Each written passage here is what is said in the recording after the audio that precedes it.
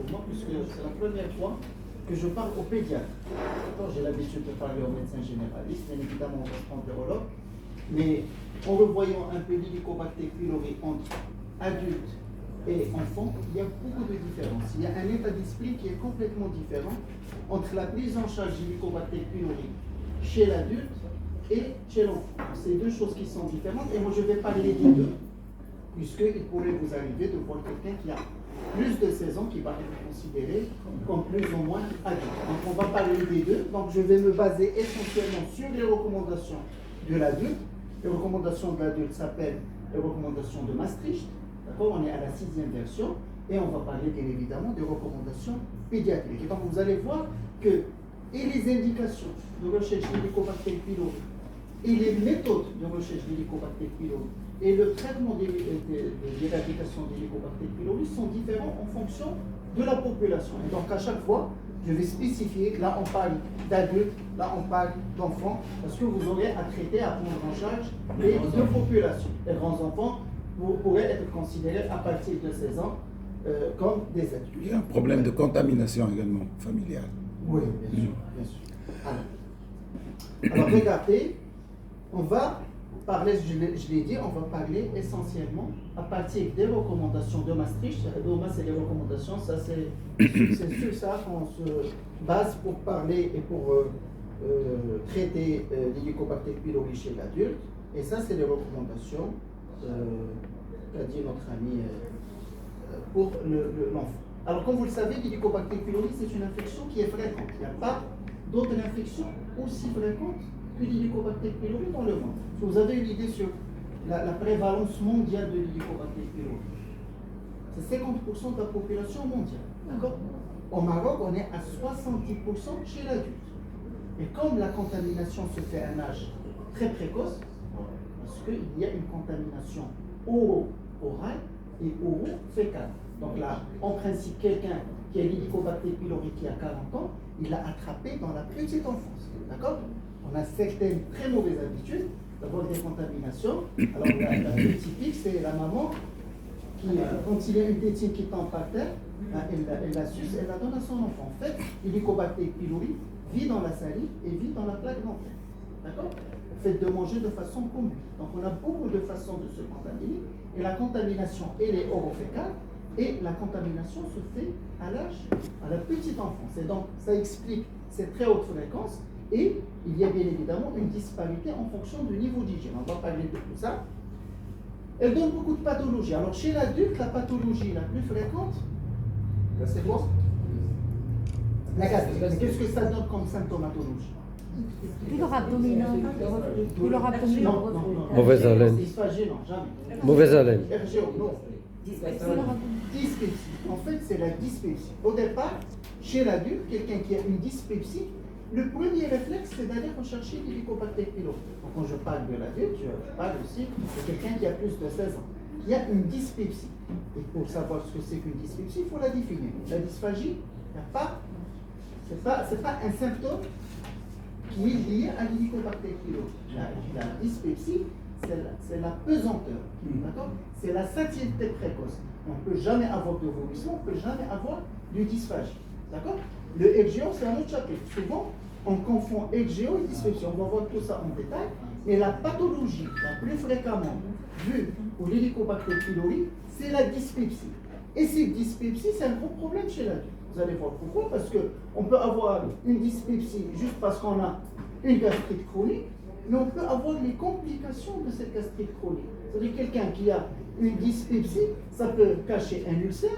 Beaucoup plus grave, ça peut cacher un lymphome, ça peut cacher un cancer de l'estomac.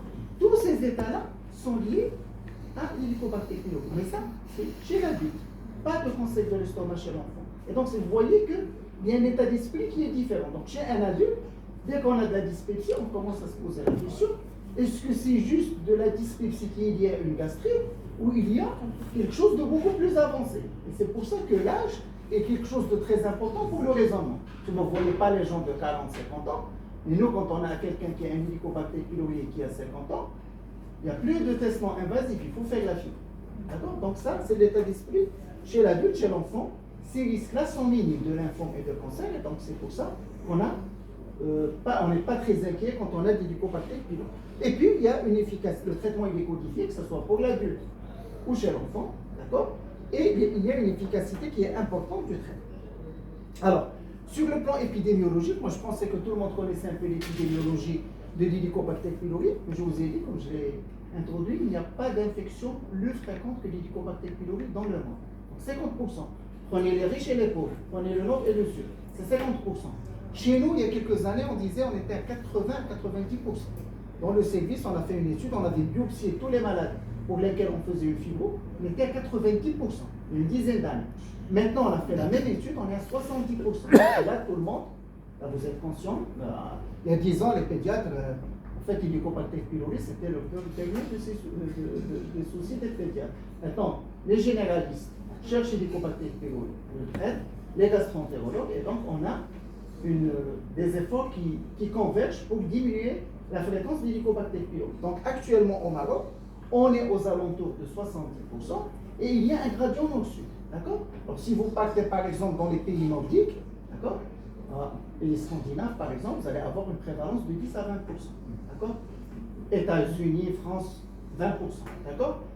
Vous allez vers le sud, par exemple la Chine c'est 40%, 40-45%. Nous, on est aux alentours actuellement de 70%. D'accord? Et cette prévalence, elle est élevée dès la petite enfance, puisque la contamination, elle est orofécale. Regardez par exemple cette étude qui a été faite au Ghana, d'accord?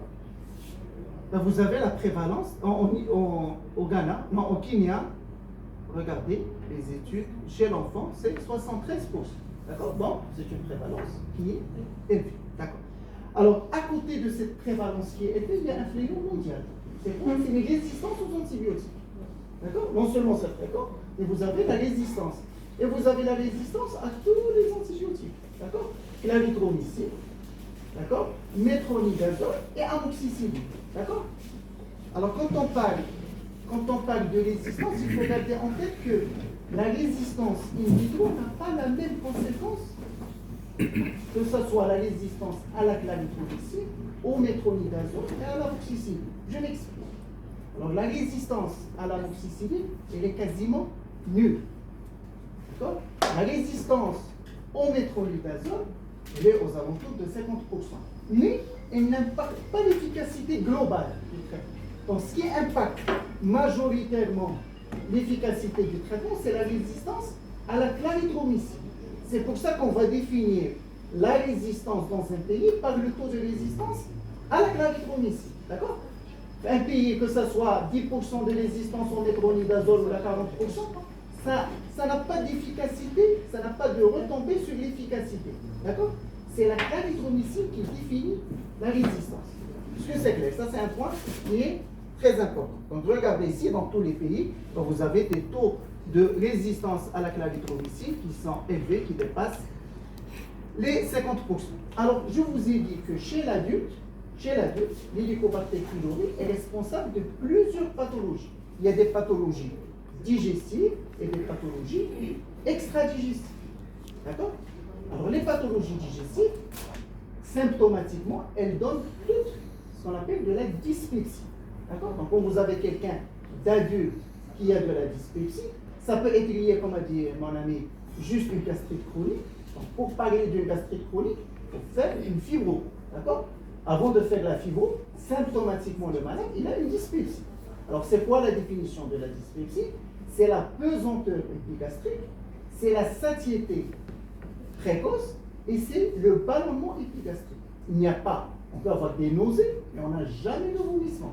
On ne peut jamais dire chez un adulte que les vomissements sont liés à l'Helicobacter pylori. Quand vous avez quelqu'un qui vomit de façon chronique, il faut faire la fibroscopie. Je pense que c'est pareil en pédiatrie. D'accord? Donc, la dyspepsie, c'est cette sensation désagréable qui est subjective de nausée, de pesanteur, de ballonnement et de satiété précoce.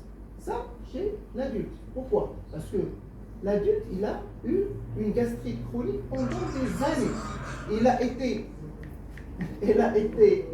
infecté à la petite enfance, à l'âge de 20 et de 30 ans, il a ce qu'on appelle une gastrite atrophique.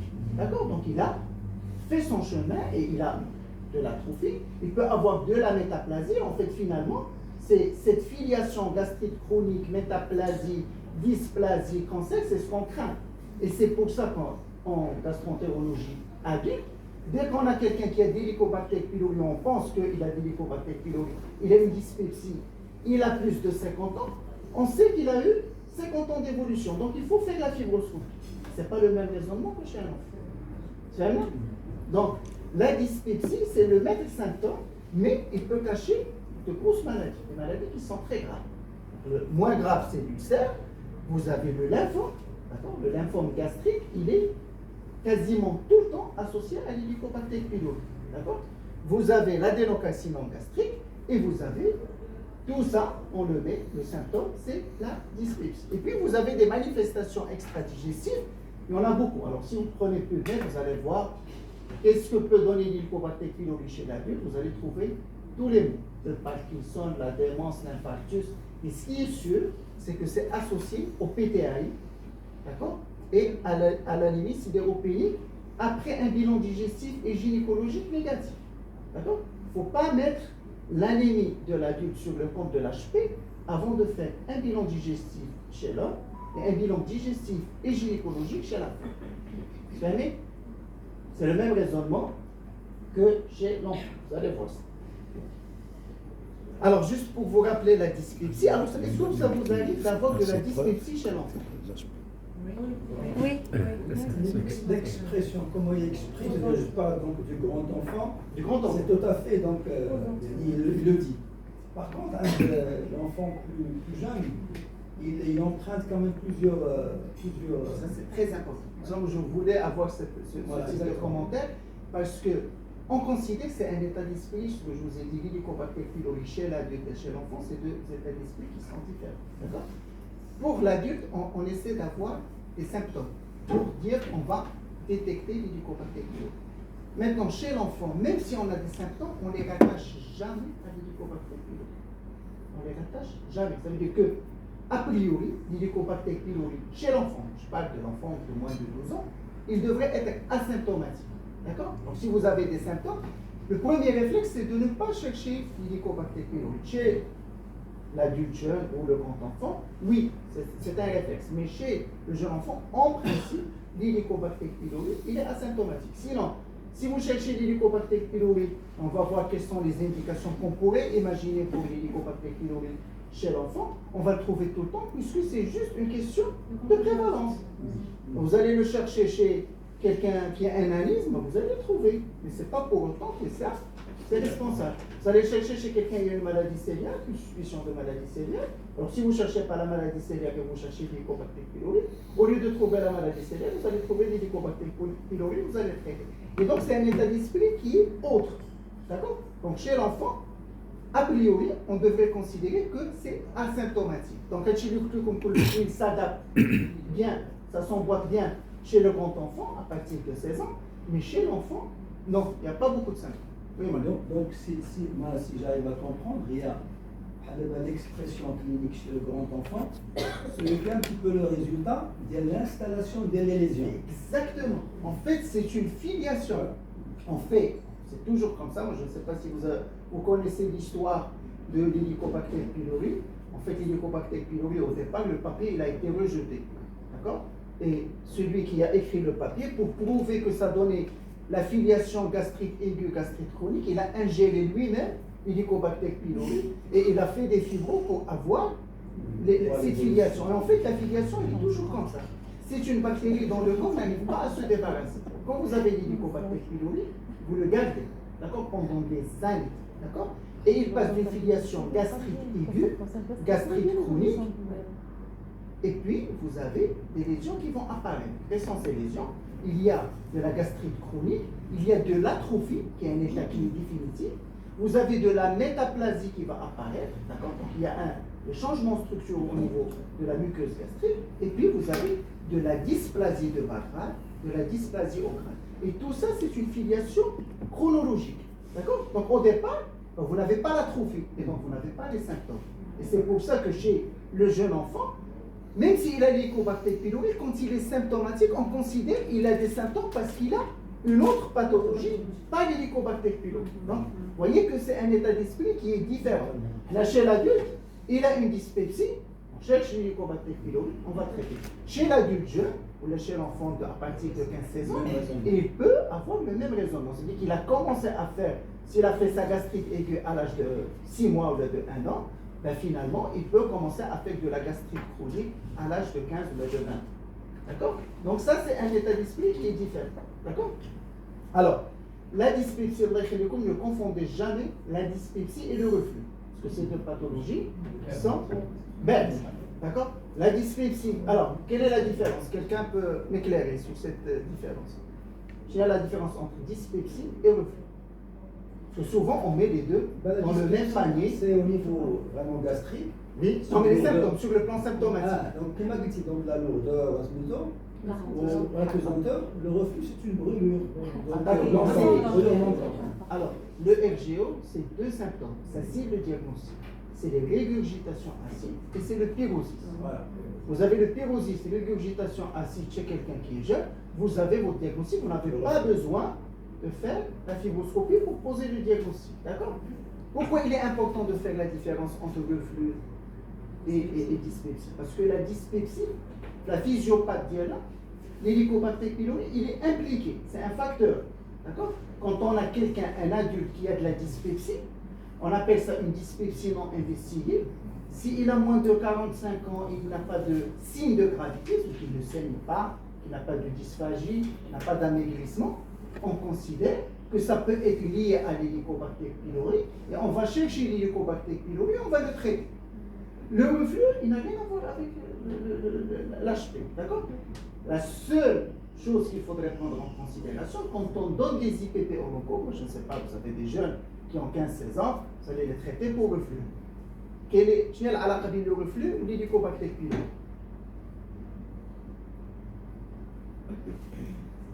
C'était tout le temps des reflux, moi je suppose que vous avez plein de reflux. C'est toujours la gastrite. Non. Alors, quand vous avez quelqu'un qui a un reflux, il va avoir des IPP au long cours, c'est une indication à rechercher l'hélicobacter pylori. Parce qu'il faut le traiter. Est-ce que vous savez pourquoi? Est-ce que vous savez pourquoi? Alors, l'hélicobacter pylori, c'est une bactérie qui vit où? Il vit dans l'estomac. Elle va fuir l'acidité du findus, parce que c'est de l'HCl, et elle va aller vers l'antre. Donc, quand vous donnez des IPP, qu'est-ce que vous faites? Vous alcalinisez le findus et vous faites la fête de l'HP. Il va monter de l'antre au findus. Et de lieu d'avoir une gastrite entrale, là vous allez avoir une gastrite antro-findique. Et plus il y a l'étendue des lésions, plus il y a ces phénomènes d'atrophie, de dysplasie, de métaplasie. Et donc finalement, quand vous traitez quelqu'un par IPP au long cours, la seule précaution à prendre, c'est de rechercher l'hélicobacter pylori. D'accord? Donc vous le faites dans les 6 mois. Alors, traitement au long cours par IPP, c'est à partir de 6 mois. Donc si vous diagnostiquez un reflux, vous savez que c'est un traitement au long cours. À un certain moment, posez-vous la question, est-ce que ce malade, il est HP positif ou négatif? S'il est positif, il faut l'éradiquer. D'accord? Alors que la dyspepsie, c'est autre chose. La dyspepsie, l'HP est un facteur idiopathogénique. Et il faudrait le chercher pour le traiter. Et en traitant l'hélicobacter pylori, vous améliorez la dyspepsie. Donc, il y a une facteur d'élimination concernant la relation avec l'hélicobacter pylori. Est-ce que c'est vrai? Tout le monde a compris. Parce que c'est des histoires parfois. Les EPP à long terme, on l'utilise rarement. Quand je parle de long terme, ce n'est pas tous les jours. C'est-à-dire que si vous donnez 4 semaines, vous arrêtez 4 semaines, vous redonnez encore 4 semaines, c'est un traitement qui est au long cours. Et le reflux, souvent, c'est comme ça. Du moins chez l'enfant, chez l'adulte. Chez l'adulte, nous, soit on a une prise tous les jours, soit un jour sur 2, là à la demande. Et même une prise à la demande, c'est une prise au long cours. Donc il faut chercher l'hélicobacter pylori, il faut le traiter. Et une prise au long cours, c'est quelque chose qui est scientifiquement validé. Ça veut dire que on a fait recommandation chez l'adulte, quelqu'un qui a un RGO qui est non érosif, ça veut dire qu'il n'a pas de sténose, on peut traiter par des IPP à la demande. Bien évidemment, en ayant éliminé tous les signes de gravité. Les signes de gravité, on a quelqu'un qui fait de l'anémie, qui a de l'amaigrissement, qui a des choses qui peuvent dire que voilà, il a un endobrachiosophage, il a un cancer. D'accord? Est-ce que c'est clair? Les deux pathologies, est-ce qu'elles sont claires? D'accord? Quand on traite le HP, est-ce qu'on garde les IPP en même temps? Si. Ah oui, au moment où vous traitez C'est le l'HP, protocole. vous mettez tout le temps des IPP. C'est le protocole. D'accord? Et puis après, vous allez traiter votre LG. D'accord? Donc ça, c'est clair. Est-ce que c'est clair? Oui. On peut avancer? Donc, dyspepsie, c'est le symptôme maître chez l'adulte et le grand enfant. D'accord? Donc, satiété, inconfort épigastrique, douleur épigastrique, d'accord? Et sensation de satiété précoce. On peut avoir des nausées, jamais de vomissement, jamais de dysphagie, jamais d'anémie, jamais d'hémorragie. Donc ça ne rentre pas dans le cadre de la dyspepsie. Alors c'est juste pour illustrer ça, les douleurs épigastriques, les brûlures épigastriques, la satiété et la satiété précoce. Donc on a une sorte en fait, de douleur qui ne nous permet pas de manger à notre faim. Et puis il y a la sensation de plénitude de l'estomac. Alors, quand est-ce qu'on va chercher? Quelles sont les indications à rechercher l'Helicobacter pylori? Alors, dans votre pratique, quand est-ce que vous cherchez l'Helicobacter pylori? Quand est-ce que vous devez le faire? Eh bien, il y a deux situations. Le grand enfant, pour stage 1, et vraiment l'enfant, ce que vous voyez tous les jours. Douleur. C'est deux mondes différents. Hein. Douleur abdominale qui ne fait pas sa preuve et la litose. Alors, je dis, chez l'adulte ou chez l'enfant? L'enfant, on regarde l'adulte. Non, mais quelqu'un qui a 17 ans, il peut venir chez vous. Hein. Donc il faudrait. C'est le même tableau que de la juge. Exactement. Donc je mets la dyspepsie. Voilà, la dyspepsie. Alors, je vais vous montrer la liste, elle est très longue. D'accord? Mais chez l'enfant, moi je parle de la petite enfance, quand est-ce que vous pensez à rechercher l'Helicobacter pylori? C'est bien, comme ça on voit. Comme ça je vois les âmes. Ceux qui dorment, on va les détecter. Anémie non expliquée, anémie qui ne répond pas au traitement. Excellente indication. Alors, chauffe, c'est très simple. Pédiatrie, il y a 3 indications. Que 3 indications? D'abord, c'est une là. Si tu me donnes les 2 autres, vous aurez 3 un café. Parce que c'est compliqué à avoir les 3. Alors, l'anémie, Litose. PTI là. C'est la douleur abdominale aussi. Douleur abdominale, non. Alors, on a dit. Là, parce que c'était notre cas, c'était un patient qui était un petit peu obèse à l'âge de 10 ans, mais c'était des douleurs qui étaient récurrentes. On avait tout fait, mais finalement, quand on a fait la recherche de l'HP dans les c'était positif, après le traitement, mais Parce qu'il avait très probablement des érosions. D'accord? Il fallait. Voilà. Oui. Alors, indication. Mauvaise haleine. Ça, chez l'adulte, pas chez l'enfant. Retard de croissance. Retard de croissance, non. Vous avez sur ce terrain? Non, c'est une indication. Les recommandations, ils sont contre la recherche d'Helicobacter pylori dans le nanisme, dans le retard staturopondère. Donc, non. C'est Anémie persistante. l'anémie, elle l'a dit maintenant. Elle l'a dit. Des fois, La il y a chirurgie. des parents qui sont porteurs, qui sont demandeurs, qui disent j'ai peur que mon enfant ne soit Oui, qui ne chez les porteurs, c'est quand il y a un parent qui a un cancer de l'estomac. Alors pourquoi? Il n'y a pas de bactéries où il y a des variations comment dirais-je, génétiques plus que l'Helicobacter pylori. On est capable de reconnaître l'origine de l'Helicobacter pylori par pays et par région. D'accord? Donc en fait, quand vous avez quelqu'un qui a un Helicobacter pylori qui a occasionné un cancer chez un parent qui vit avec la personne, il faudrait le détecter chez l'enfant pour l'en débarrasser. D'accord? Pas la recherche communautaire. Ça, c'est une indication, mais souvent, moi, je ne le fais pas. Je le fais chez l'adulte, mais pas chez l'enfant. Il n'y a pas d'urgence à traiter un enfant. D'accord? Parce que je sais qu'il a, ici, il est asymptomatique, il a du chemin devant lui. S'il a 16 ans ou 18 ans, oui, parce qu'on va voir aussi, on est limité aussi pour les traitements chez l'enfant. D'accord? Donc, on a l'anémie, cancer, 3e. un indice. Un indice. Alors, regardez, ça c'est les indications chez l'adulte. Alors vous avez une liste interminable. Alors je vous explique. Alors vous avez l'ulcère gastro-duodénal. Nous quand on fait une fibrose, je ne sais pas s'il y a parmi vous ceux qui font de la fibrose. Non? Personne qui fait de la fibrose. Donc quand on fait de la fibro, on trouve un ulcère automatiquement, c'est un réflexe. On va chercher l'Helicobacter pylori par une méthode invasive. Tant qu'on y est, ben, on va faire des biopsies. D'accord? Le lymphome de masse, ça c'est bien, quand on voit un aspect qui ressemble à un lymphome, on va faire des biopsies. La prise d'ANS au long cours. Quelqu'un qui prend des ANS, les ANS, on sait qu'ils sont gastrotoxiques.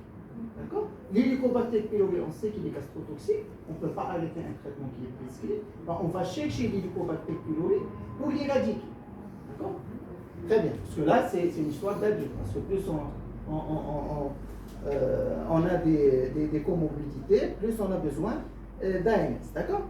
La dyspepsie, d'accord? C'est une indication. Le traitement au long cours par IPP. Ça veut dire que si on décide de traiter quelqu'un pour un reflux, ben, il faudrait à 6 mois qu'on cherche l'Helicobacter pylori et qu'on l'éradique. Autrement, on améliore le malade symptomatiquement, mais on aggrave sa gastrite. Gardez en tête que le reflux, c'est une pathologie de l'œsophage, la dyspepsie, c'est une pathologie de l'estomac.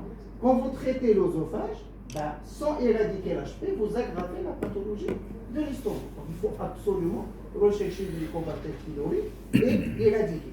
Et quand on a quelqu'un qui a un cancer de l'estomac, on a parenté de première ligne. Donc il faut absolument chercher parce qu'on sait que il va peut-être, très probablement, c'est une souche qui est agressive et qui va donner aussi chez les apparentés un cancer de l'estomac. Alors il y a, je ne sais pas si vous connaissez le syndrome de Lys, c'est une indication aussi à rechercher l'Helicobacter pylori parce que c'est le syndrome de Lys, il y a des tumeurs de l'estomac, des tumeurs du côlon, d'accord, et d'autres tumeurs.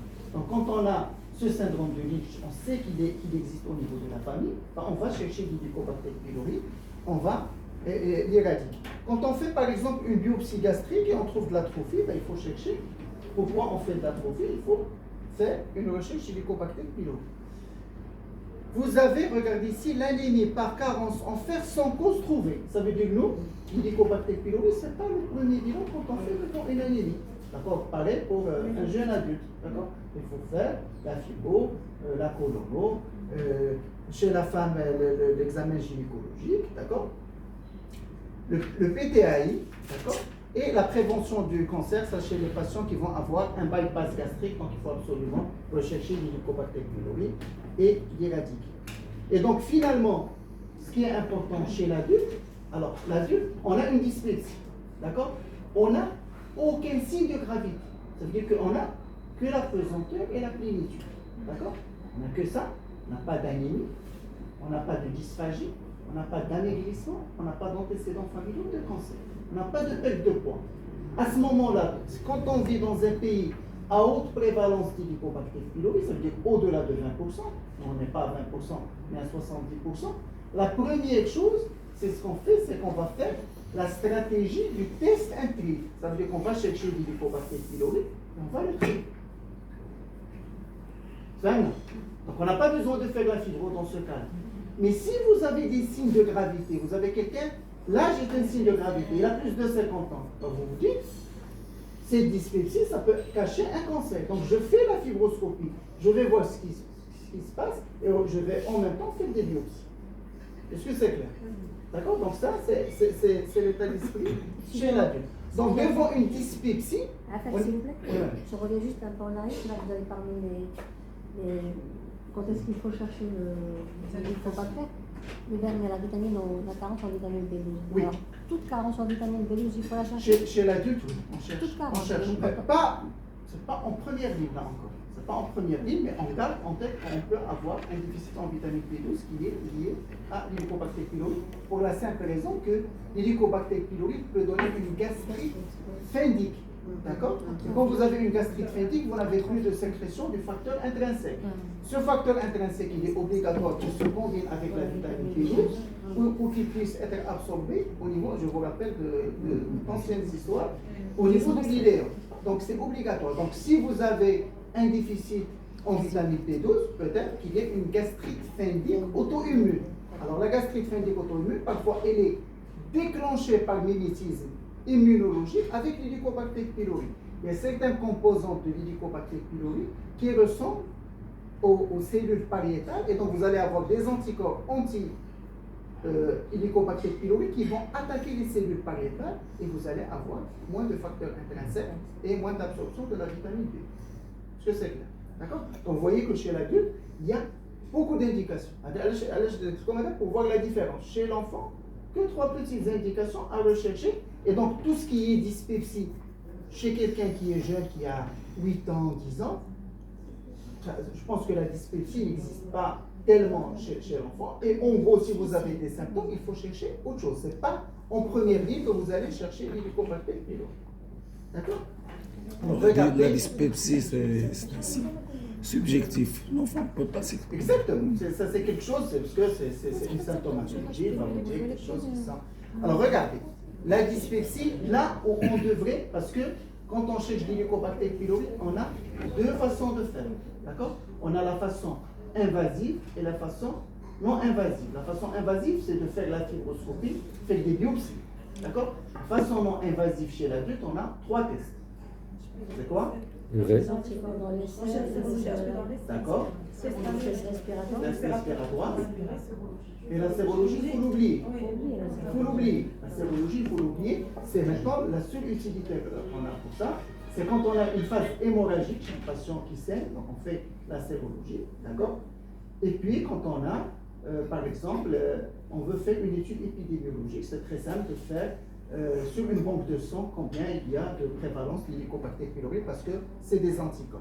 Alors quand vous avez ces facteurs-là, ben vous faites la fibroscopie. Quand vous avez quelqu'un qui a plus de 55 ans, on préfère 50 ans, d'accord? On fait la fibroscopie. Quelqu'un qui a de l'hémorragie, quelqu'un qui fait des mélénas, on n'est plus dans la dyspepsie. C'est un ulcère, c'est un néo, c'est un lymphome, d'accord?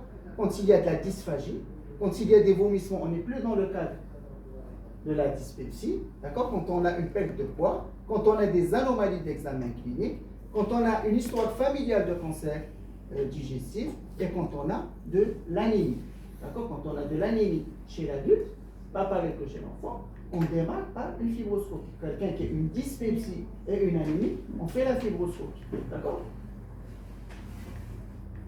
Alors pourquoi on est autorisé à traiter la dyspepsie sans faire la fibroscopie quand il n'y a pas de signe d'alarme? Est-ce que vous avez une idée? Parce qu'on craint quoi chez l'adulte? Le cancer, d'accord? Alors dans quelle proportion vous allez trouver un cancer quand vous prenez tous les patients qui ont une dyspepsie, vous leur faites une fibro? Donnez un chiffre. Prenez 1000 malades, le cancer quand il y a de la dyspepsie. C'est 0,25%.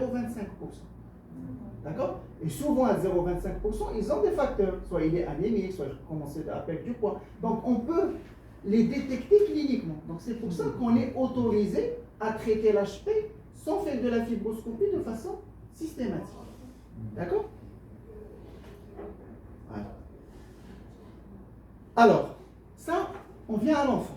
D'accord? Ça, c'est ce qui vous concerne. Regardez les recommandations claires. On ne recommande pas dans le but de l'investigation des signes gastro-intestinaux, en premier la recherche de l'Helicobacter pylori chez l'enfant. C'est-à-dire quand il y a des symptômes, le premier réflexe de se dire, même s'il a l'HP, ce n'est pas l'HP qui devrait être responsable de la symptomatologie. Donc chez l'adulte, c'est devant, chez l'enfant, il faudrait le garder en deuxième ligne. D'accord? Donc c'est une recommandation, regardez ça c'est les experts, c'est une recommandation forte, avec un taux de concordance de 100%. C'est-à-dire que tous les experts sont d'accord sur cette recommandation. Donc si vous avez des signes qui ressemblent à la dyspepsie, même chez l'enfant, on ne va pas le décrire de façon claire, ou des douleurs abdominales, vous avez dit. Donc ce n'est pas l'Helicobacter pylori qui est responsable. Il faut chercher ailleurs, il faut garder ça en deuxième. D'accord? Chez l'enfant. Moi je parle de l'enfant de moins de 16 ans. D'accord? Pour 16 ans, ça ressemble à un adulte. Alors regardez ici. Il n'est pas recommandé de rechercher l'Helicobacter pylori pour les douleurs abdominales. D'accord?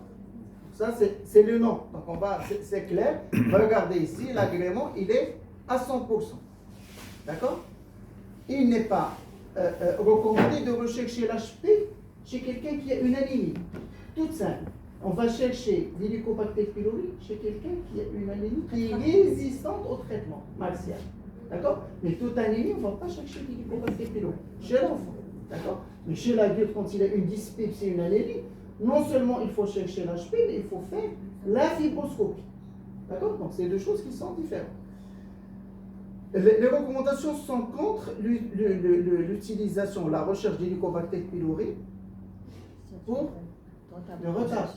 D'accord? Donc, on ne le fait pas.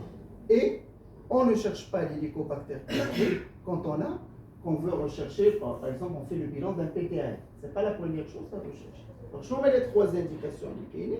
Vous mettez. Regarde. Alors, les douleurs abdominales, non. D'accord? Les patients qui ont d'autres pathologies, non. C'est-à-dire maladie cœliaque, maladie inflammatoire de l'intestin, je pense que vous en voyez de plus en plus. D'accord? L'ulcère, oui. Quand vous avez quelqu'un qui a une douleur de type ulcéreux, probablement c'est ce qu'avait votre patient. Donc, vous avez traité sans faire la fibroscopie, vous avez bien fait.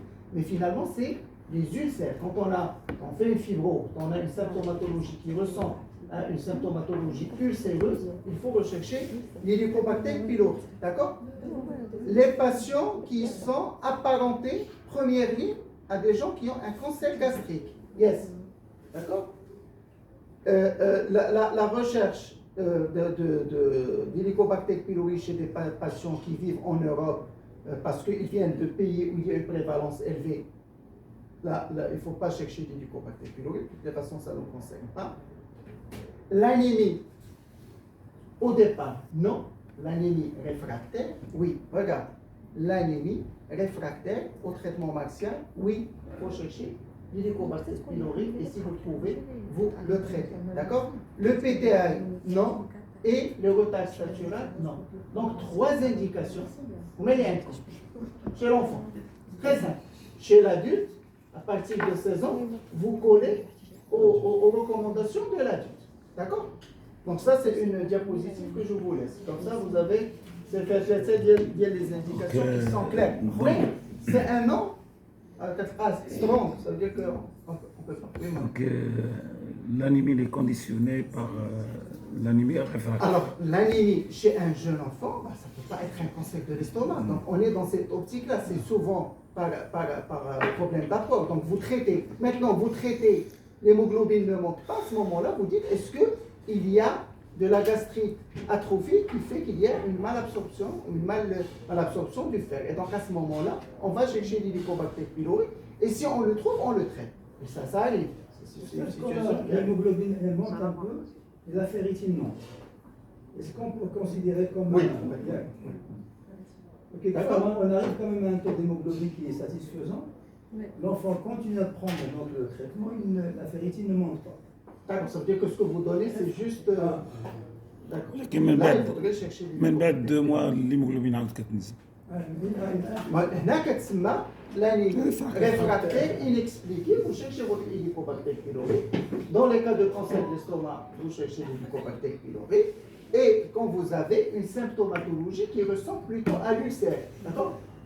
En fait, la différence entre ulcère et dyspepsie, c'est l'intensité des douleurs et la rythmicité de la douleur. En fait, quelqu'un qui a un ulcère, il a mal quand il n'a pas mangé.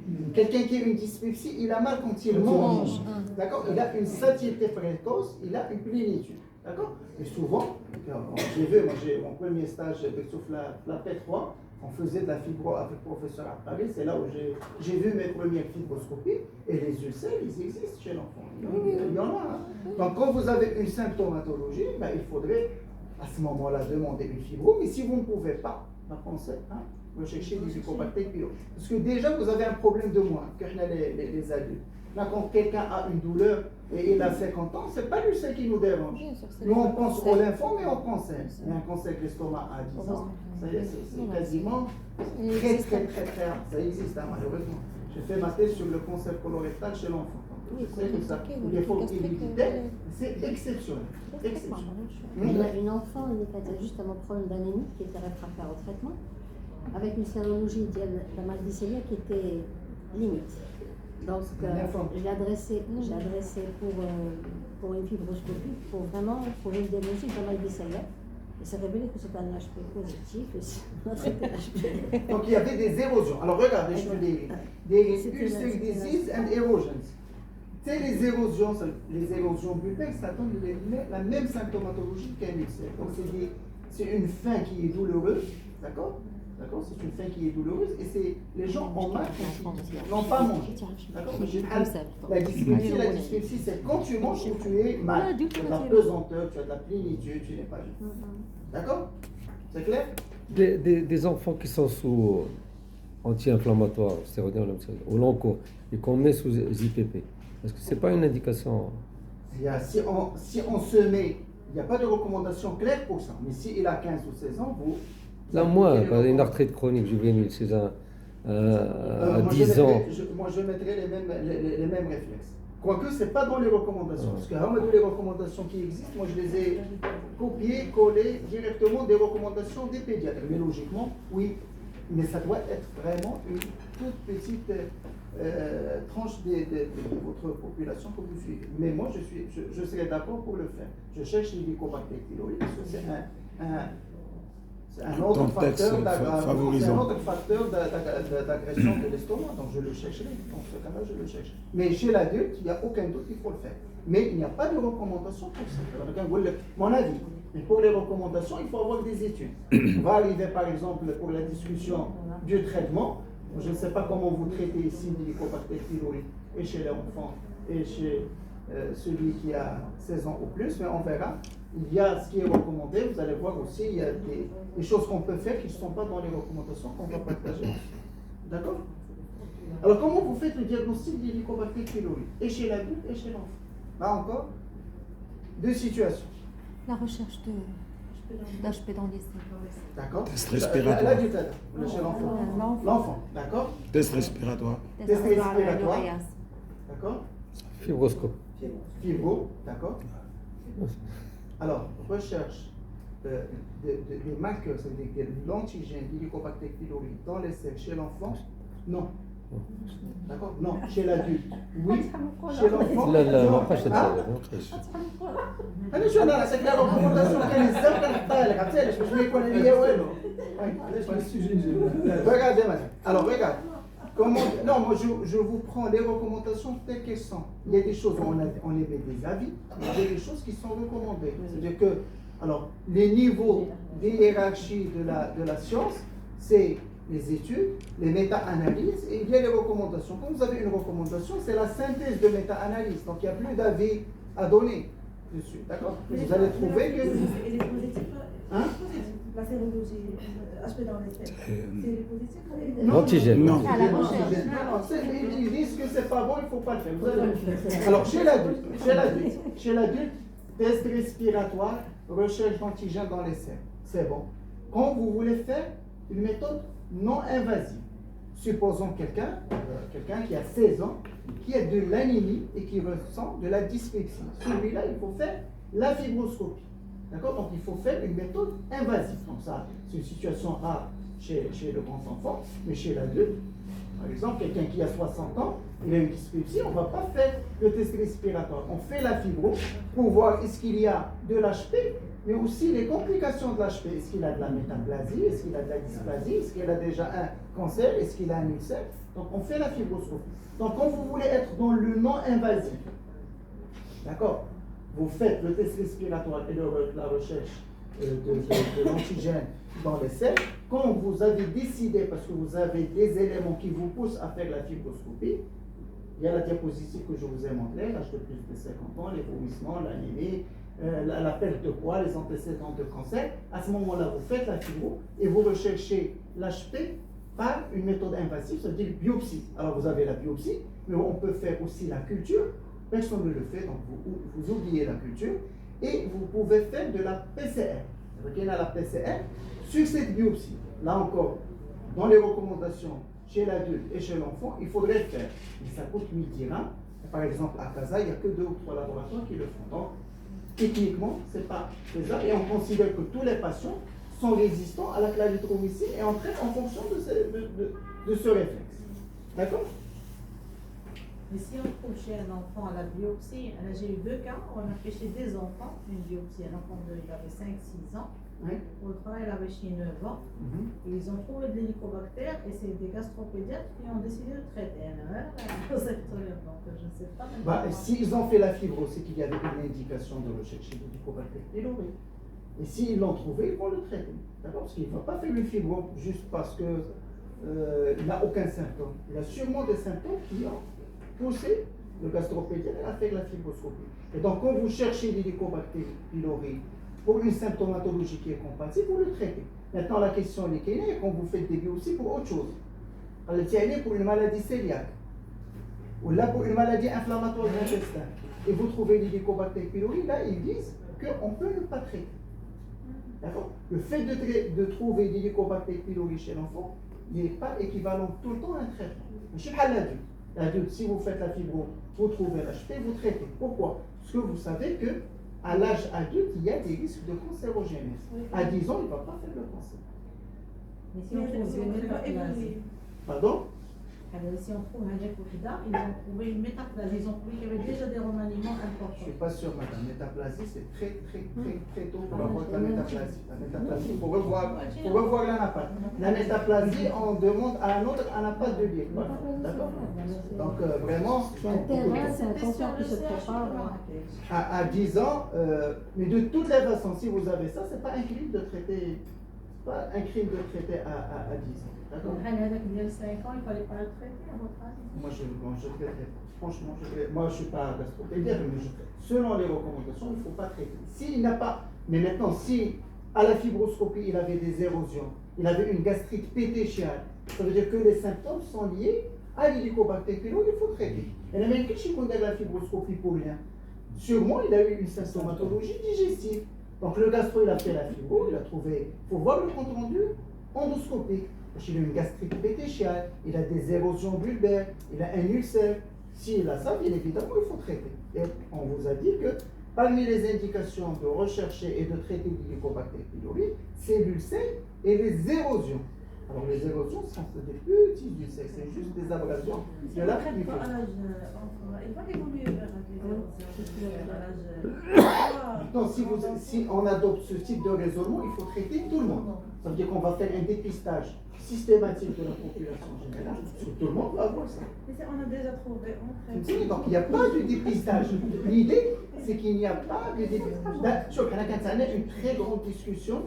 Il y a, alors quand j'ai commencé ma gastro, il y a 20 ans, quand on fait une fibro pour un adulte, pour un reflux, il y avait des gens qui faisaient des biopsies systématiques. Si on trouve de l'HP, est-ce qu'il faut traiter ou pas? Parce que le malade, il est venu pour le reflux. Toi, tu as fait des biopsies dans l'estomac. Est-ce que tu es autorisé à traiter ou pas? Mais comme on avait assez d'arguments pour la carcinogénèse chez l'adulte, tout le monde était d'accord pour traiter. Donc chez l'adulte, quand tu trouves, tu traites. Chez l'enfant, si la symptomatologie, elle peut être associée à l'hélicobacter pylori, vous devez traiter. D'accord? Si vous avez fait des biopsies pour une autre raison, imaginons, c'est quelqu'un qui a une suspicion de maladie de Crohn. Vous avez fait la colo, vous avez fait la fibro, vous avez fait des biopsies. Vous avez trouvé l'hélicobacter pylori. Vous n'êtes pas obligé, je ne vous dis pas que c'est une erreur de traitement, vous n'êtes pas obligé de traiter. المرض ديال Vous avez une question, madame?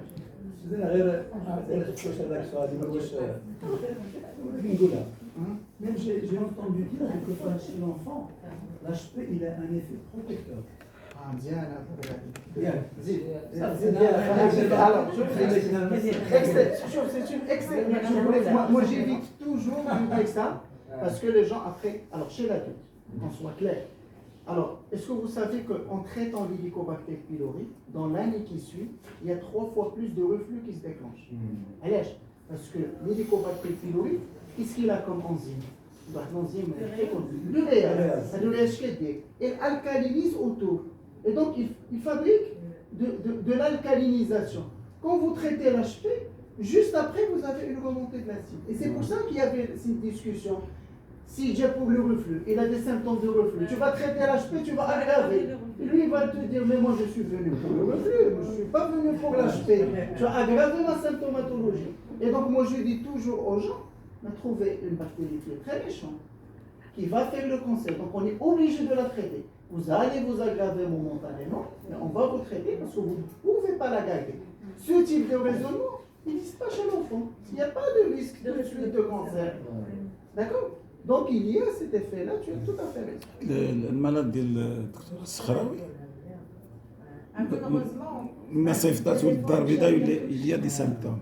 Est-ce qu'il y a des symptômes, tu traites? Si tu as fait la fibro, tu trouves des C'est fait. érosions, tu trouves un ulcère, tu traites. Tu l'as adressé à Casa pour des symptômes. Parce que de toutes les façons, mais l'idée, c'est que, ce qu'on doit retenir, il n'y a pas de dépistage dans la population générale.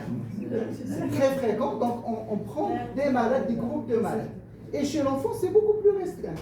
D'accord? On ne va pas mettre des symptômes tout le temps. Sur le compte de l'Helicobacter pylori, on peut rater des choses. On peut rater une maladie cœliaque, une maladie inflammatoire. Donc, il faudrait garder ça en tête. Quand il y a des signes digestifs, le premier réflexe, c'est de ne pas associer l'Helicobacter pylori à la symptomatologie digestive. À l'inverse, chez l'adulte, quand vous avez une dyspepsie, le premier réflexe, c'est de chercher l'Helicobacter pylori et de le traiter. D'accord? Donc, c'est deux états d'esprit qui sont différents. C'est pour cela que la fibro, ils font des biopsies étagées. Exactement. Pour ne pas rater la maladie On cœliaque. fait deux flancs, deux flaphus et deux flangulus. Flangulus, parce que c'est là où il y a le plus de métaplasie, parce que c'est une région qui est mal vascularisée. D'accord? Et c'est là, en principe, qu'on a les ulcères et le début des cancers. Et la maladie cœliaque, c'est en bas. C'est dans le bulbe et dans le duodénum. D'accord? Parfois, il y a des gens qui trouvent une petite érosion, ils s'amusent à biopsie. Après, quand tu trouves l'Helicobacter pylori, qu'est-ce que tu en fais? Chez l'enfant, c'est délicat. Chez l'adulte, c'est discussion et derrière nous. On trouve l'Helicobacter pylori, on traite. Pire, en gastro-adulte, il y a quelqu'un qui a entendu dans une émission que l'Helicobacter pylori fait des ravages. Il part au laboratoire, il fait le test, il vient, il te dit voilà, est-ce que tu as des symptômes? J'ai rien. Pourquoi vous avez fait ça? Maintenant, qu'est-ce que tu fais? Moi, je traite. Moi, je traite parce que après, s'il y a un cancer qui va se développer dans 10 ans, on va vous dire, je suis venu le jour tel, j'avais l'Helicobacter pylori, vous ne m'avez pas traité. D'accord? Chez l'enfant, ça ne risque pas de se passer. D'accord? Parce qu'il a 8 ans, il a 9 ans, donc on n'a pas ce genre de... Est-ce qu'il y a le risque de contamination? C'est-à-dire Oui. que l'enfant, il contamine les parents? Oui, bien sûr. Nous, on a... Alors, les recommandations chez l'adulte. On ne va pas traiter l'enfant. Alors, les recommandations chez l'adulte. Les recommandations chez l'adulte. Alors, il y a deux recommandations. Il y a les recommandations de Toronto et les recommandations chinoises. Donc, je connais les recommandations parce que j'en fais les synthèses. Alors, il y a des recommandations. En fait, ils disent que quand vous avez un cas adulte, vous cherchez tous ceux qui vivent sous le même toit. Et le père et la mère, même le domestique et la tante qui vient, ça, il faut tailler la recherche. Parce que la contamination, elle ne va pas s'arrêter. D'accord? Mais chez l'enfant, la seule indication, si un des parents a un cancer, à ce moment-là, il faudrait le chercher et le traiter rapidement. Est-ce que c'est clair? Donc c'est à géométrie variable. L'adulte, tous les adultes doivent être dépistés. Chez l'enfant, on va dépister que si le papa ou la maman, il a un cancer d'estomac, à ce moment-là, on va dire que c'est un gène qui est extrêmement invasif et virulent. Il faudrait l'éradiquer pour qu'il n'y ait pas de contamination. D'abord le cas de figure. Si on a dans le sens on a l'Helicobacter pylori, il est présent mais sans lésion, on ne va pas traiter. Est-ce que l'apport des probiotiques ou ça aide? J'ai les probiotiques. Comme elle est en chapitre, parce que je savais que je ne pouvais pas éviter cette discussion. Dans le cas de figure, la petite c'est on a fait la fibroscopie parce que c'est un réfractaire, on prend ça une maladie cœliaque et on n'a pas, c'était l'HP. Donc, et sûrement on a trouvé des érosions parce que place les biopsies, si concerté les anamnèses, je ne vais pas faire les biopsies de l'estomac parce que vous me demandez est-ce qu'il y a une maladie cœliaque, je vais biopsier dans le bulbe et dans le duodénum. Je n'ai aucune raison d'aller biopsier l'estomac. Donc ça veut dire que celui qui a fait la fibroscopie, il a vu une gastrite érosive. Ou là, il a vu une petite ulcération, il a biopsié. Ça veut dire qu'il y a quelque chose qui pourrait être lié à la symptomatologie. C'était l'anémie, il n'y avait pas. Exactement. Ça veut dire que c'était sa gastrite pétéchiale ou érosive qui s'est liée. Dans le cas, on peut dire que l'HP, il fait parler de lui, donc du mot qu'il a donné. Exactement. Est-ce qu'on va dépister justement les parents dans ce cas-là? Oui, je le ferai, bien sûr. Je le ferai. Je pense qu'on laisse le prof terminer. Non, j'ai pas de problème. On discute parce que qui c'est plutôt l'afkar C'est la question des pistaches. Donc, l'idée, quand vous avez un adulte qui a l'HP, les recommandations chinoises et les recommandations de Toronto, pas toutes les recommandations, il y a ceux qui disent on va traiter la personne et ça va s'arrêter là. Les Chinois, ils ont une prévalence qui est de 45%. D'accord? Ils disent que la seule façon de diminuer la prévalence, c'est d'éradiquer, d'éviter les contaminations intrafamiliales. Ce n'est pas toutes les recommandations. Ça, c'est pas. Moi, je suis ces recommandations. Quand j'ai quelqu'un, un adulte, il dit la fibre, je trouve l'HP, je lui dis cherchez chez votre femme, chez le domestique, si vous avez des enfants adultes. Au moins, ceux-là, ils vont faire des problèmes. Les enfants, je ne cherche pas, pour être honnête. S'ils sont au-delà de 12 ans, on va voir. Si je cherche l'HP et je suis incapable de le traiter, ça ne sert à rien. D'accord? Donc je cherche à chaque fois. Ça, ce n'est pas toutes les recommandations qui vont te dire que c'est une obligation. Quand est-ce que ça devient une obligation pour l'enfant? Si le parent a un cancer, à ce moment-là, vous ne faites pas la fibro, vous faites juste un test respiratoire. Alors d'abord, plus comme l'adulte, on peut faire l'invasif, on peut ne pas faire l'invasif. Chez l'enfant, pour associer les symptômes et l'hélicobacter pylori, qu'est-ce qu'il faut faire? Il faut faire la fibro. Est-ce qu'effectivement il y a HP seul ou il y a HP avec érosion ou ulcère? Ce qui est arrivé à votre patient. Donc en principe, le gold standard, c'est toujours l'invasif. D'accord? On fait le test respiratoire sauf si on veut dépister l'HP chez un enfant dans un père ou une mère a un cancer de l'estomac. Est-ce que c'est clair? Donc c'est très différent. L'adulte, on ne va pas faire de fibro. Chez l'enfant, comme on a besoin de relier l'HP à la symptomatologie, on a besoin d'une preuve. On a besoin de voir qu'est-ce qui se passe au niveau de l'estomac. C'est clair? Donc ces deux états d'esprit qui sont... Je vous remercie de m'avoir donné ce topo parce que j'ai compris qu'en pédiatrie, on ne raisonne pas de la même façon parce qu'il y a une histoire naturelle qui est différente. À 40 ans, quelqu'un qui a de l'HP, on sait qu'il n'a pas attrapé à 39 ans, il l'a attrapé à 1 an.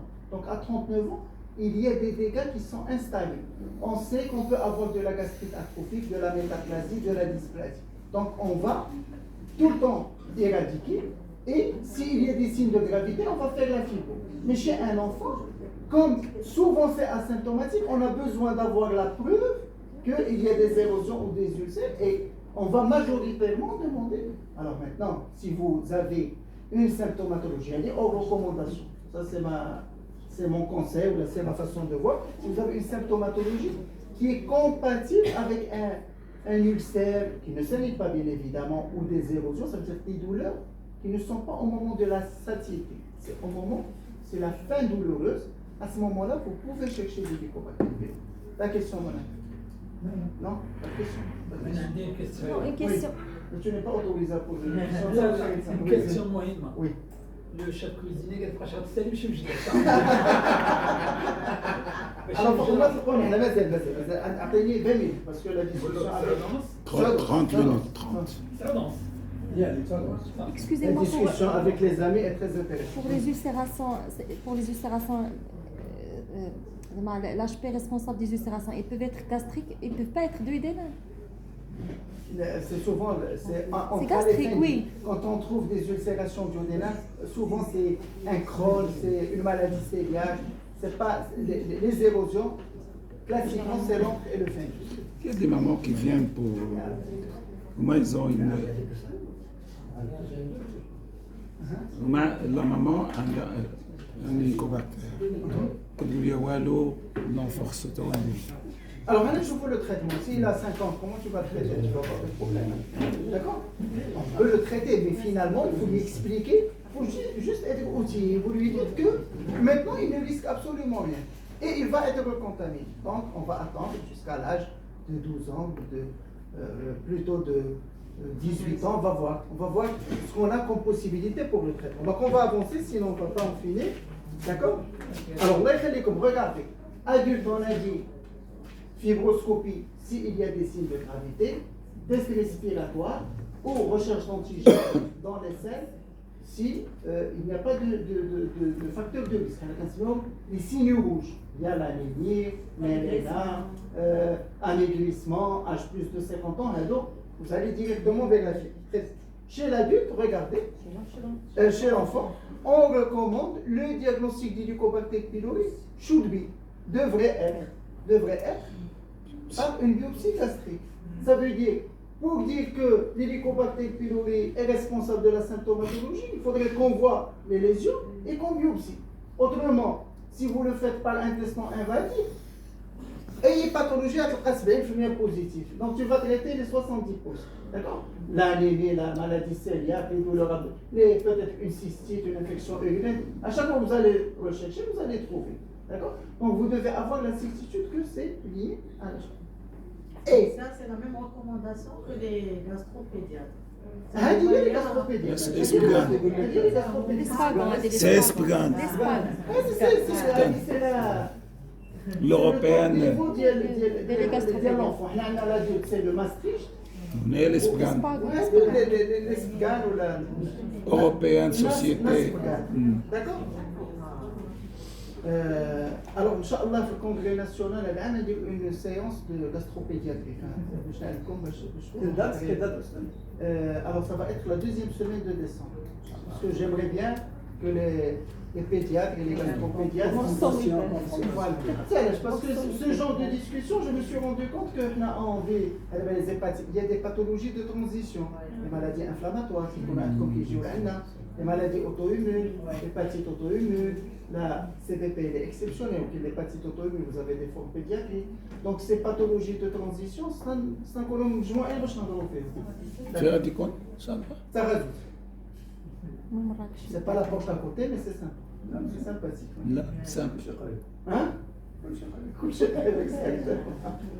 Alors, là où on devrait utiliser le test respiratoire, quand on veut détecter l'Helicobacter pylori, parce qu'il est méchant chez les parents. C'est-à-dire qu'on ne veut pas voir les lésions, on veut voir juste est-ce qu'il est présent ou pas présent. Là, on peut faire un test respiratoire.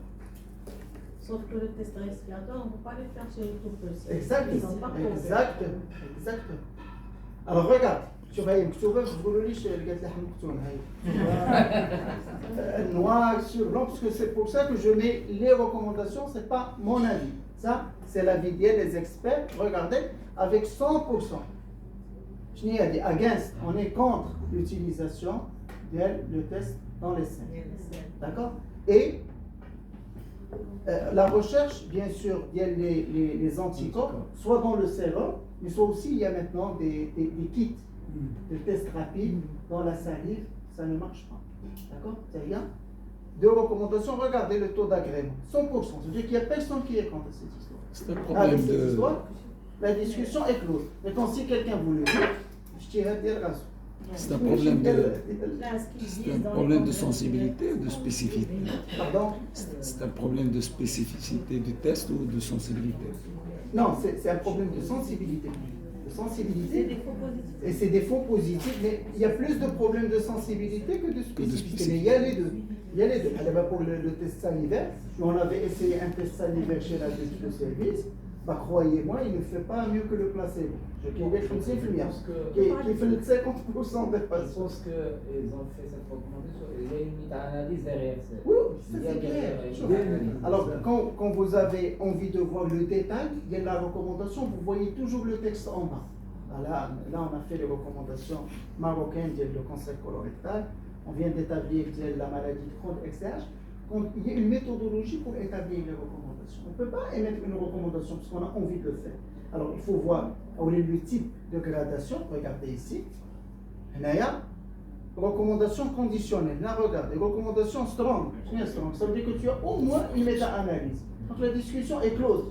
On a pris 20 études randomisées, on a comparé et la sensibilité et la spécificité elle est mauvaise. Donc, je ne voulais pas l'oublier. Mais je vous donne le concentré de la chose. C'est mauvais avec, regardez, l'agrément, il est à 100%. L'agrément, c'est quand? Quand est-ce qu'on a besoin de l'agrément? C'est quand on pense que l'avis des experts est aussi important. Donc tout le monde est d'accord pour ne pas utiliser ce genre de test. Est-ce qu'il ne faut pas faire la sérologie avant de faire la FIBO? Comme ça, si c'est négatif, on ne va pas faire la FIBO. C'est dans le sens négatif, pas positif. Ça va vous dire. Il y a des symptômes. il y a des symptômes. Et la sérologie, il y a des faux positifs. Il y a des faux positifs, il y a très peu de faux négatifs. Très peu de faux négatifs. Si le malade est déjà symptomatique ou il y a un membre de famille qui a l'HP et l'antigène HP dans les selles il est positif. Non, mais Considérer que c'est positif. Oui, ça, c'est pas dans les recommandations. Je te dis oui, mais ne répète pas que je te dis oui. Après, ils vont me dire. C'est un cas que j'ai vu aujourd'hui. Oui. Maintenant, vous avez assez d'éléments pour dire que c'est. Mais idéalement, pour être sûr, il faut faire une fibro. Maintenant, si tu as une difficulté à l'accès, logiquement, s'il a des symptômes, il a d'HP, il a un parent qui est symptomatique. D'accord, très bien. Alors, pour le traitement, alors les amis, comment vous traitez l'HP? Trithérapie. Trithérapie, à base de clarithromycine, amoxicilline ou flagelle. Chez les hydrolégastromies, quand on envoie un patient, c'est le sous-trithérapie. Amoxicilline, Le flagelle. Très bien. Alors, c'est très mauvais comme réflexe. Plus IPP double dose. Très mauvais quand même. Parce que la clarithromycine, elle a une étude qui dit qu'on a 30% de résistance à la clarithromycine. Donc c'est comme si vous traitez juste par IPP et métronidazole. La trithérapie. Hein? Là, on fait la trithérapie, l'amoxicilline, le métronidazole plus la clarithromycine. C'est comme les recommandations. Alors chez l'adulte, qu'on soit d'accord. Alors chez l'adulte, ce qu'on dit théoriquement, personne ne le fait. Il faut rechercher la résistance à la clarithromycine pour faire un traitement guidé en fonction des résistances. C'est-à-dire qu'on doit faire une fibro, on fait la biopsie et on voit est-ce qu'il y a une résistance à la clarithromycine. Maintenant, si on ne peut pas le faire, on se base sur les études qui ont été faites dans le pays. On a deux études qui ont été faites. On a une étude de Rabat, service de microbiologie de Rabat, une étude qui a été faite dans notre service.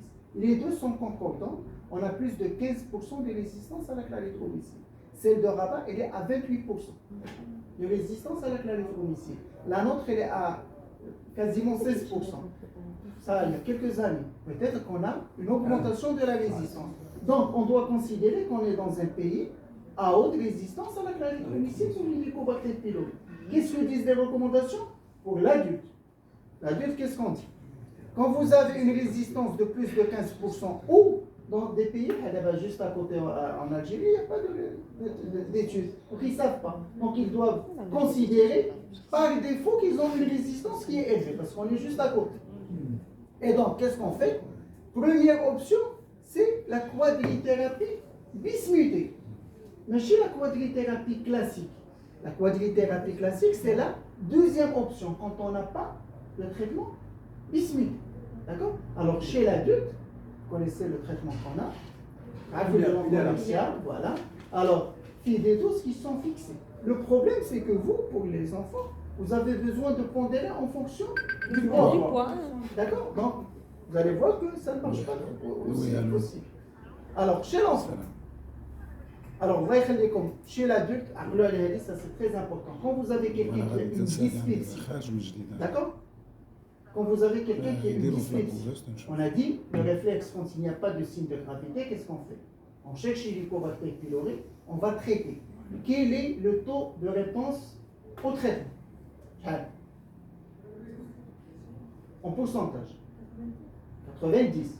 Ça, c'est la réponse bactériologique. C'est-à-dire que vous allez souffler après dans un mois dans la machine et vous allez avoir un test respiratoire qui est négatif. Moi, je parle du taux de réponse clinique parce que le malade, il est venu pour des douleurs, pour une satiété. Dans quelle proportion le patient va s'améliorer? Très important. Ça, c'est une donnée. C'est les gastro qui le veulent à dire. Je vous donne la réponse dans les recommandations. C'est que 10% des malades. Il n'y a que 10% des adultes qui s'améliorent après l'éradication d'Helicobacter pylori. Les autres, ils ont ce qu'on appelle une entité, ça s'appelle la dyspepsie fonctionnelle. C'est l'équivalent du syndrome d'intestin irritable. Donc ça persiste. Et en fait, ce n'est pas une erreur diagnostique. Ce n'est pas que vous êtes mauvais. Ce n'est pas que vous avez besoin d'autres examens complémentaires. C'est que votre dyspepsie fonctionnelle était associée à l'Helicobacter pylori. Vous avez traité l'Helicobacter pylori, mais la dyspepsie fonctionnelle, elle va rester. Et là, vous pouvez donner des IPP. Donc le taux de réponse bactériologique n'est pas le même que le taux de réponse clinique. Regardez ici ce que disent les recommandations de Maastricht. La gastrite à Helicobacter pylori doit être distinguée de la dyspepsie, d'accord? Et on ne peut parler de dyspepsie fonctionnelle qu'après éradication d'Helicobacter pylori. Quand vous avez quelqu'un qui a une dyspepsie et qui a de l'HP, vous ne pouvez pas savoir est-ce que sa dyspepsie est liée à l'HP ou est-ce que sa dyspepsie elle est fonctionnelle. C'est après éradication que vous allez vous rendre compte. S'il s'est amélioré, c'est une dyspepsie qui est liée à l'HP, c'est 10% des cas. S'il garde des symptômes, c'est que le déclenchement, la symptomatologie était liée au départ à une dyspepsie fonctionnelle. Parce que les gens sont on va traiter, tu vas t'améliorer. Il ne s'améliore pas, il te dit, tu m'as raconté n'importe quoi. Tu vas lui dire, on a trouvé de l'HP, on va traiter. On va voir est-ce que c'est lui qui est responsable de votre symptomatologie ou pas. Tu vois, non? Très bien. Alors, chez l'enfant, regardez, chez l'enfant, les recommandations. Vous avez deux façons de faire. Soit vous allez faire aussi la biopsie et vous allez voir la résistance à la clarithromycine.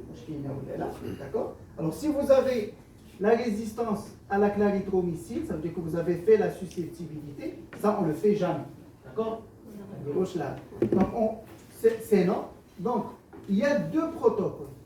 Ça veut dire que quand on n'a pas fait la recherche de résistance, on va considérer tout le temps que c'est résistant. Donc, on ne va pas utiliser la clarithromycine. Donc, on va utiliser l'amoxicilline et le métronidazole. Tu vois, non?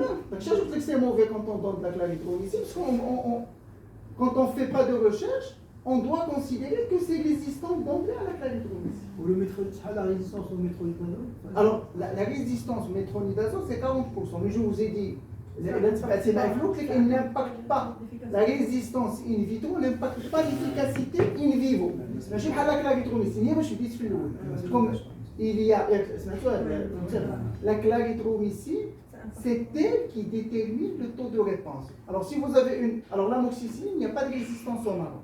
Il n'y a pas d'HP qui est résistant à l'amoxicilline. D'accord? Donc, on met l'amoxicilline, métronidazole. On ne met pas amoxicilline, clarithromycine. Et encore mieux, dans les pays où il y a les sels de bismuth, c'est qu'on a des produits où il y a le bismuth dans la préparation. Il y a des pays où le bismuth est vendu à part. D'accord? Et là, on peut mettre une quadrithérapie. Alors, chez la quadrithérapie, ce n'est pas la même quadrithérapie que chez l'adulte. Dans la quadrithérapie, il y a la quadrithérapie bismuthée, il fait la tétracycline, métronidazole et celle de bismuth. La tétrathérapie ou la quadrithérapie chez l'enfant, il y a le bismuth, IPP, amoxicilline, métronidazole. D'accord? Donc, on dit comme un gastro-adulte, une quadrithérapie ou la quadrithérapie de l'adulte. Il fait la tétracycline. La quadrithérapie chez l'enfant, bismuth, IPP. Alors, bismuth au Maroc, ça n'existe pas. Donc, in fine, comment vous devez traiter? Vous devez traiter par IPP, métronidazole et amoxicilline. Pas de clarithromycine parce qu'on sait que le taux de résistance est. Donc, là, au moins, il y a le grand enfant, puis là. Alors, à partir, il est contre-indiqué en dessous de 12 ans. Contre-indiqué, il peut être utilisé à partir de 12 ans. D'accord? Moi, je serai pédiatre, je ne l'utiliserai pas. Je ferai une antibiothérapie, une quadrithérapie classique, c'est-à-dire métronidazole, amoxicilline, clarithromycine. Parce que c'est la deuxième option chez l'adulte, pour éviter le bismuth. Et tu risques d'avoir un parent qui va avoir un problème, va te dire, sur le prospectus, il est déconseillé d'utiliser les sels de bismuth. D'accord? Il est contre-indiqué en dessous de 12 ans, il est déconseillé entre 12 et 18. D'accord? Et une recommandation à l'enfant, je ne sais pas est-ce que les confrères l'utilisent ou pas. Vous aussi, vous les 15 jours, les premiers 15 jours, on met une double dose d'IPP et après les 15 jours, on met une simple dose. Donc pour totaliser le 1 mois. C'était le séquentiel. On ne le fait pas. Les recommandations, elles sont claires, madame. Regardez. Alors quand vous avez la susceptibilité qui est connue, on le fait quand c'est positif. D'accord? Ça veut dire que vous avez fait la susceptibilité et il n'y a pas de résistance à la clarithromycine. À ce moment-là, vous utilisez la clarithromycine. D'accord? Mais si vous n'avez pas fait la fibro avec la recherche de la résistance à la clarithromycine, tous les jours, donc vous allez considérer que la clarithromycine ne marche pas. Vous l'oubliez. Et donc vous allez mettre l'amoxicilline, métronidazole. D'accord? Allez, IPP, amoxicilline, métronidazole. Si vous êtes dans un pays où le bismuth est en vente libre, ça veut dire bourdeau. Le bismuth, il se vend seul. Il est dans une préparation à dose fixée. D'accord? Donc on peut mettre du bismuth. Alors voici les doses qu'il faudrait utiliser. D'accord? Donc ça c'est très important. Alors regardez, quand le bismuth est vendu à part, ça on l'a pas au Maroc, quand vous êtes entre 15 et 24 kilos, c'est bien, 15-24 kilos, on donne 60 mg le matin, 60 mg à midi et 60 mg le soir. Quand on est à plus de 50 kilos, on donne 180, 120 et 120. La préparation liquide, on est à 140. Donc, mais il y a 180, mais il y a 120. D'accord? Donc, ça. Mais par contre, si vous avez quelqu'un qui est à plus de 16 ans ou à plus de 18 ans, à ce moment-là, vous le traitez comme. Alors, les IPP, c'est entre 15 et 24 kilos, c'est 20 mg matin, 20 mg le soir. Plus de 50 kilos, c'est 40 mg matin, 40 mg le soir. Amoxicilline, 500 mg entre 15 et 24 kilos. Plus de 50 kilos, c'est 1000 mg. D'accord? Métronidazole, 250, 750 mg. D'accord? Donc, c'est en fonction du poids. Est-ce que c'est clair? Donc, quadrithérapies ne sont pas de la même façon chez l'adulte et chez l'enfant. L'adulte, je vais mettre la quadrithérapie s'il ne lit pas dans le fond. En fait, c'est la quadrithérapie. Parce qu'on ne peut pas mettre. Maintenant, c'est celle de bismuth. En fait, ils font une quadrithérapie d'adulte chez l'enfant. Qui dit métronidazole, clarithromycine, amoxicilline, plus IPP. Non, il faudrait mettre quadrithérapie chez l'enfant. C'est bismuth, IPP, amoxicilline et métronidazole. Le bismuth, qu'est-ce qu'il ajoute? Alors, en fait, il a deux facteurs. Il a un facteur en fait d'alcalinisation, d'accord, et un rôle de potentialisation des antibiotiques. Est-ce que c'est clair? Très bien. On avance. Alors, deuxième ligne, on n'est pas outillé. Alors, deuxième ligne, si vous le traitez une première fois chez l'enfant, regardez, ce que vous allez traiter par IPP. C'est le protocole que vous devez garder. IPP, amoxicilline, métronidazole. L'arithromycine, on est à 30% de résistance, donc on ne va pas l'utiliser. Et le bismuth seul, on l'a pas. Donc finalement, on va traiter par IPP, amoxicilline, métronidazole.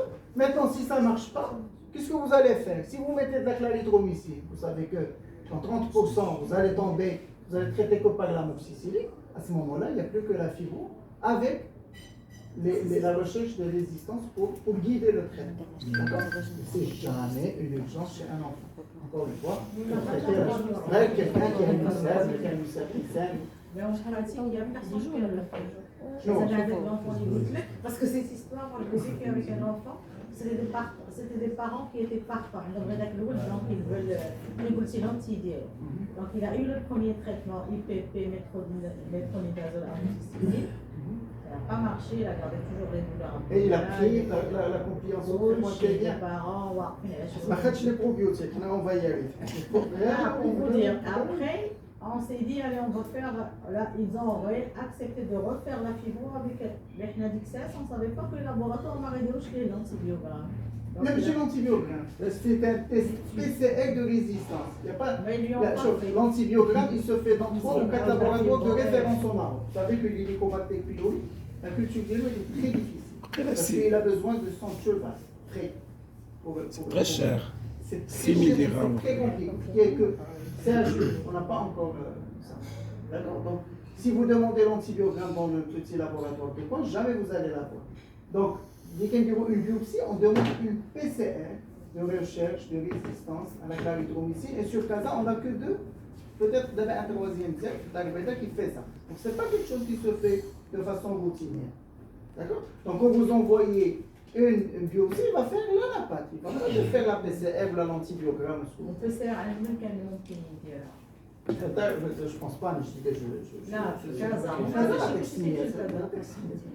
Parce que Hein? Il n'y a pas beaucoup de. Oui, mais je sais, mais c'est l'indication, ne compte pas les deux. Une Quel fois, laboratoire ils sous-traitent avec?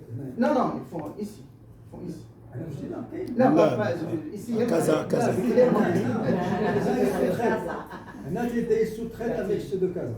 C'est possible, c'est possible. Je peux pas je vous- crois que le résultat est tard. qu'il y a Pas une dizaine beaucoup, de jours. Pas beaucoup, non, non.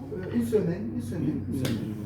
J'ai des médecins, parce que les médecins sont hyper angoissés par cette bactérie et c'est souvent les médecins chez qui je cherche la résistance parce que ils ont la résistance et après ils te disent voilà, moi, j'ai lu, il faut avoir la résistance et souvent c'est les médecins.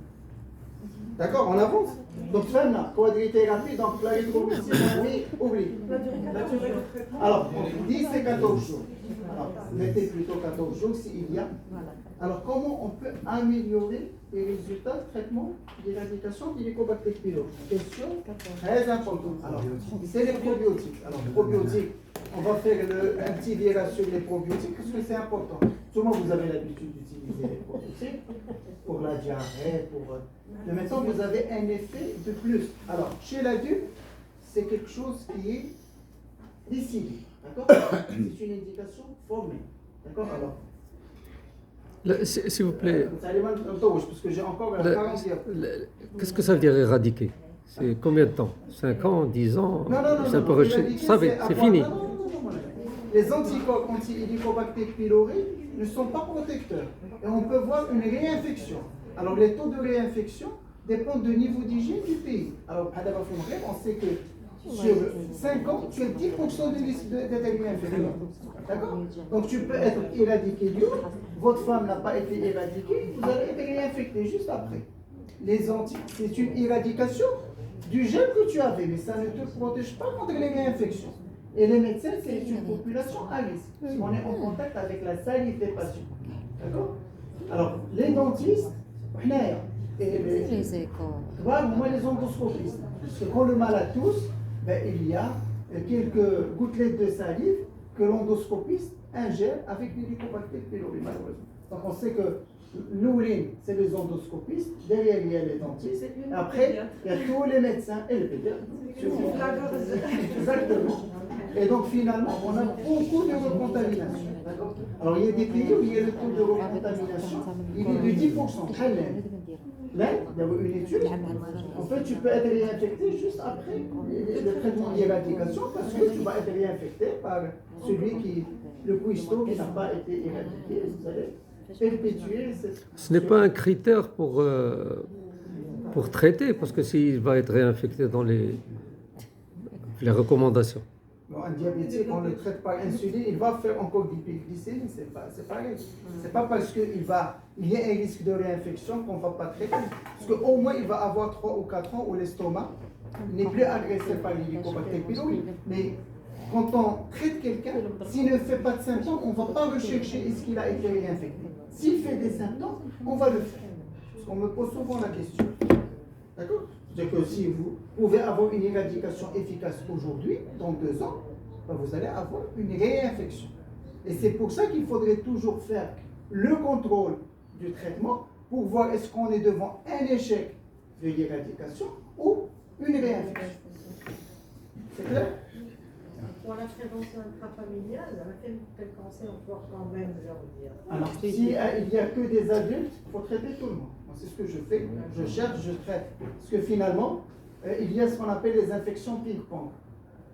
Monsieur est traité, madame n'est pas traitée, madame elle contamine monsieur, elle va avoir des symptômes, va être traitée, il va le recontaminer, on n'en finit pas. Donc on traite en même temps. Ça c'est les recommandations, je vous ai dit que ce n'est pas obligatoire dans toutes les recommandations. C'est juste 2 recommandations. Mais moi je suis ces recommandations parce que je sais que ça ne sert à rien de traiter quelqu'un. Vu nos habitudes alimentaires et comment on vit, on va aider. D'accord?